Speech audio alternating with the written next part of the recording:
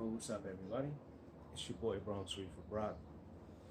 Today, we're going to go over a Reef update for October 2019. We have finally finished the Reef tank rebuild. As you probably know, if you've seen some of the videos, we had a Reef tank crash, and we went through a lot on the rebuild. We had an outbreak, so we're finally here now, so we can just do the overview of the new setup and to give you the outlook on how everything is going and the new setup. So without further ado, here's the 90-gallon Reef tank rebuild. All right, so here it is, the 90-gallon Reef tank. So a few months ago, I experienced a tank crash, which is basically an outbreak in your tank. So I had an outbreak of dinoflagellates, I had hair algae, I had ick, I had many different things going on in the tank at the same time, which was killing off the livestock and killing off a lot of the corals. I decided at that time to shut the tank down completely and reboot with a new tank. Luckily enough, a friend of mine actually had a 90-gallon tank sitting around that he was trying to get rid of, and I picked it up from him at a good price.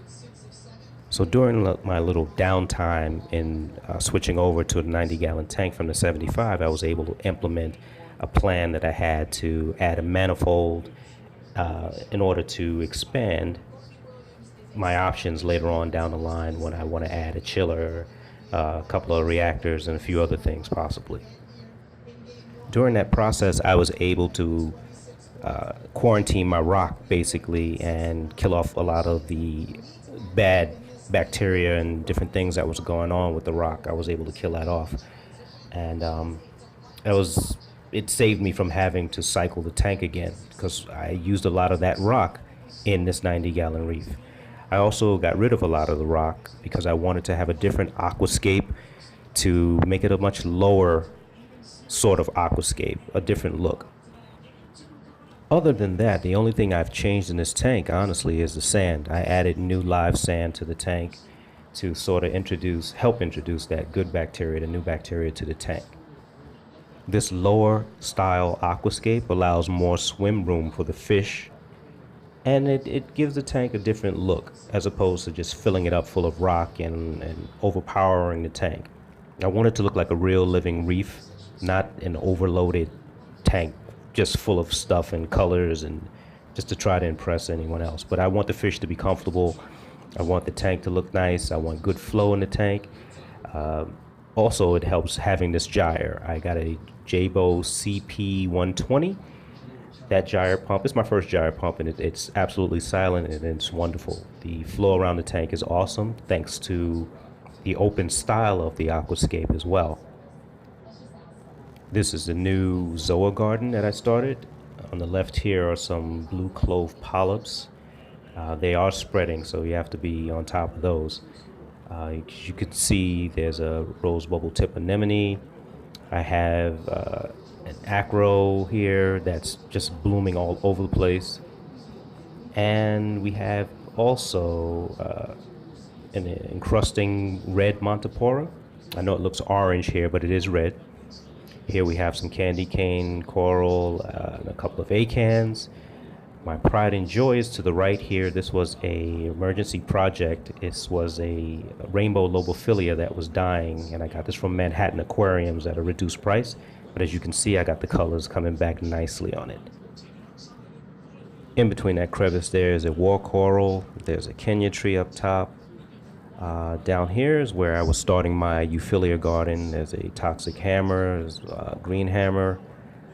And to the right of that, there is an alveopora. And that one is just blooming all over the place as well. This is wonderful. Here there's a little frag of a couple of Montes that I broke, a red and green Montipora that I broke off, and I just kind of stuck them together onto a frag. There's an acro colony that I recently purchased. This one is doing well. The key to this is that even though it's a lower aquascape, My par levels must be good. I don't know them, but they must be great because everything in this area, whether it's the LPS, SPS, or the softies, everything is growing well and everything is reacting very well to my light schedule. That is my frog spawn, which is closed up at the moment. These are some more Monties. As you can see, the color is intense in my tank. So everything is reacting very well. In the back there, I have a torch coral. You can see I have a purple candy cane, another green candy cane here. And the livestock, the fish, even the colors of the fish pop. Here's one of my Montipora, the green Montipora, which I keep low away from the light. And it's such a deep green compared to the ones that are higher up. So it's very interesting to see the shading and the color depending on the par level of the tank. Here's my buddy, the purple Tang that I have. He survived from the last tank. And most of these guys did actually. The chorus ras here is new. The fox face is new. As you can see, these clownfish started my original saltwater journey to begin with. I have a powder blue Tang there in the back. And I have a blue damsel as well. He's hovering in the area. Everyone gets along great. I thought there would be problems, of course, with the powder blue Tang and the purple Tang. After I did the mirror trick, if you don't know what the mirror trick is, go back a few videos that I have, and you'll come across the mirror trick in order to have the Tang aggression down to a minimum.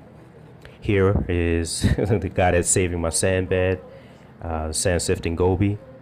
He's on duty all the time. So overall, everyone is very happy, including me. I'm very happy with the flow. This is a Jabo OW40, which also provides massive flow. Both the gyre pump and the OW40 are both on the lowest possible settings. I mean, these things are powerful, way too powerful for this tank. But that's great. You know, you want to have more power than less power.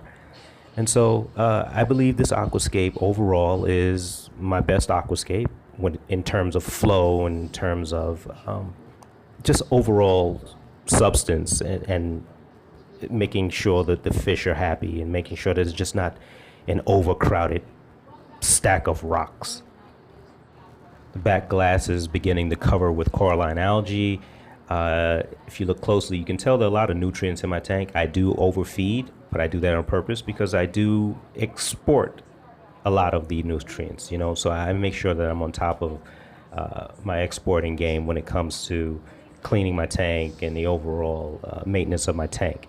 So as you can see, everything is pretty clean. Currently, I've been lucky. I haven't had any outbreaks. Right here on this right side, I had a giant piece of Pukani rock, and I replaced it with a shelf rock from Marco Rocks. That's why it's a little discolored, because it's going through its cycling, curing phase right now as well. So, but it looks good. It came in almost bone white, and it looks really good. It's starting to blend in. The bacteria is starting to attach itself. So overall, everything is looking great. Stay tuned for updates. Comment, subscribe. Let me know what you guys think. This is your boy Bronx Reef of Brock signing out. Peace.